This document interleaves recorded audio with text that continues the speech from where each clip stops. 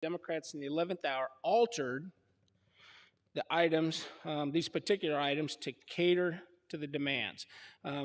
This is an extreme and an unprecedented version of the necessary congressional intervention.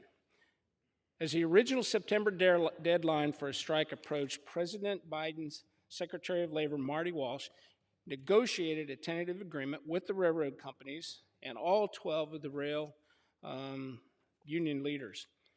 President Biden hailed the agreement as a win for rail workers, and Secretary Walsh and other union leaders, they praised it as well. We all saw that in the news. But it's now clear that the administration cannot close their own deal.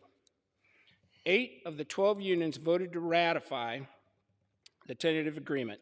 4 voted it down, and a rail strike is now possible at midnight on December 9th as we approach a very busy holiday season. So it now falls on Congress to avert a railway shutdown that would literally devastate the economy, which is already coping with the disastrous consequences of the administration's economic policies. And a rail shutdown would severely disrupt supply chains and add to a 40-year high inflation that we're already seeing. It would lead to higher energy costs as winter weather raises energy demand, and it's going to disrupt global food supplies. Estimates are that America's economic output could decline by $2 billion. Hey, breaking news, guys. There's a ton of bomb or school shooting hoaxes currently taking place in Georgia. And when I say a ton, I mean a ton. You can hear the scanner in the background. I've been listening to it all morning. We're not really going to cover it that much, but currently they're in Savannah, Georgia, and they're clearing a high school there. They just got reports of another shooting at a different high school, so they're rerouting emergency vehicles to that one while they're still trying to clear the other one.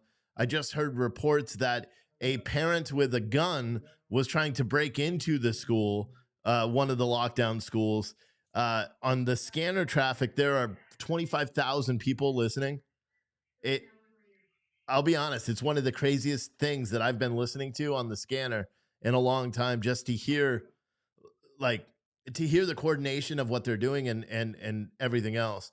But so right now in Georgia, there's been, I think, 5 calls in southern Georgia or Savannah and throughout Georgia. I think there's one in Alabama as well, where they're having these swatting incidents at these schools. And like I said, they just went out and said that a Signal 20 is a gun, I believe, right? From what I understand, and I heard the dispatcher or a cop yelling that a parent was attempting to breach this school with a Signal 20.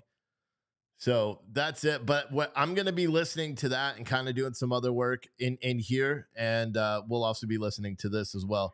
But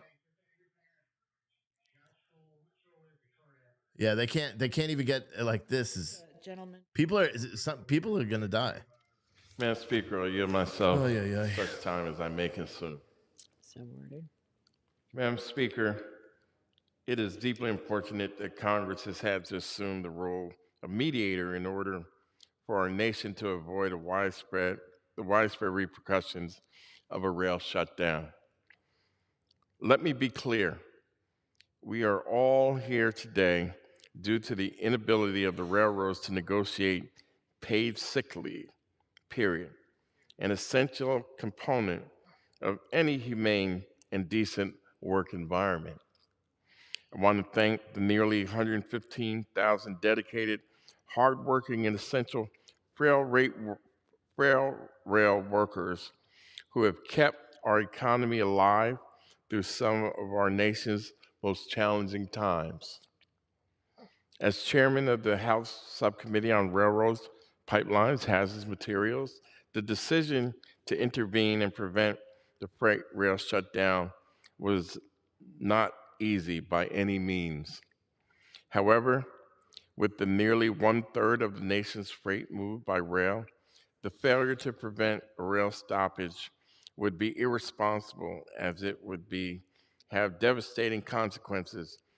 An update for everyone that Signal 20 was a false alarm at it was a false alarm at the Savannah, Georgia. Has no parent with a gun. It's just a concerned parent, they're stating. Winter.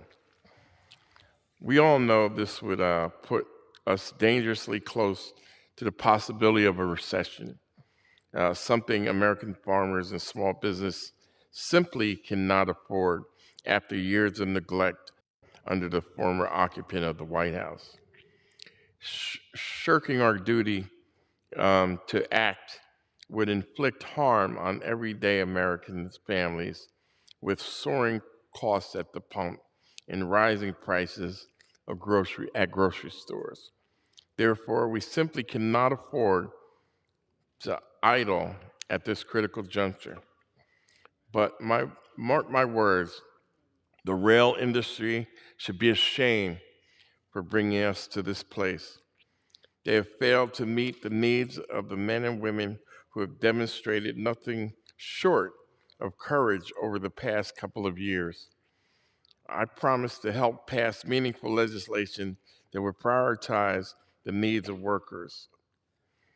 That is why I am co-sponsoring a bill which will be before you later today that will provide 7 days paid sick leave to rail employees. I urge each of you to join me in doing what we must do to prevent a rail strike and defend our rail employees, guardians of our economy. And with that, I reserve the balance of my time. Gentleman reserves. The gentleman from Missouri is recognized. Thank you, Madam Speaker. I yield myself such time as I may consume. I've got to talk just a little bit about the sick leave, the paid sick leave that we continue to hear about, throughout this process. And you got to remember what we're debating right now is the president's recommendation. That's what his board recommended, what they negotiated, and what the president asked Congress to support. But what is claimed is that they don't have the sick days, and that argument is very misleading.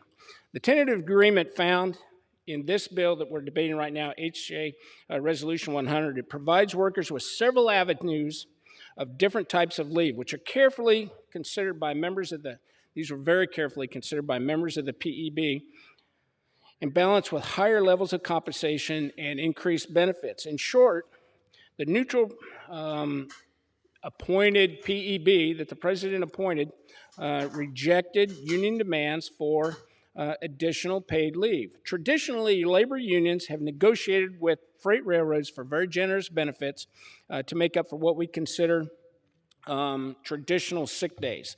This agreement is no exception and includes a very historic 24%, and I mentioned this earlier, 24% increase by 2024 that comes with an $11,000 in back wages and an additional $1,000 a year in bonus payments. This is in addition to a very generous health care benefit which employees contribute. Think about this. Employee contributions are set at 15%. The average employee contribution for family coverage in the United States is 28% of the premium. So let's be clear. We can't have our cake and eat it too, which is exactly what the majority is attempting to do with this concurrent resolution. Rail labor is set to receive a 24% increase by 2024, and that's going to set an average wage and benefits compensation level of more than $160,000 a year. That's the highest package in almost 50 years. An average immediate payout of $11,000, and I'm repeating myself, but it bears repeating, an average payout of $11,000 in back wages and an additional $1,000 a year in bonus payments. The additional days of paid time off for all employees, it's included. So, we're talking about, we're talking about a lot of different things here, but the PEB did not miss something on this topic. Experienced, neutral PEB members studied and reviewed the issues and ultimately had to balance many competing interests to come up with this holistic recommendation for an agreement.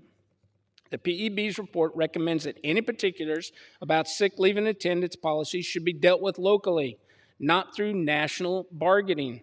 and could be addressed through binding arbitration, which was refused when the National Mediation Board recommended this in June 2022.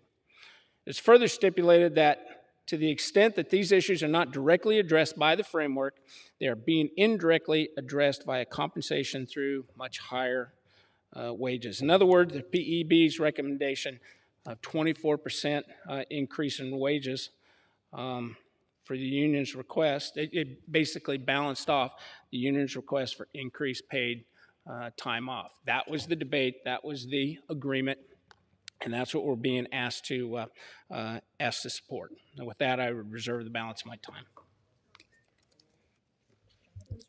Gentleman reserves. Gentleman from New Jersey is recognized. Madam Speaker, I wish to yield 1 minute to Representative Rick Larson from Washington. Madam Speaker, I rise to support HRS 100 as well as the follow-on 119. A few people prefer to be here today to pass this legislation, but Congress has the authority to act because we have to, but it's not because we want to, but we have to prevent a work stoppage. And we have to recognize that the tentative agreements fall short, well short of what is necessary for paid leave for rail workers. Benefits do not replace paid sick leave.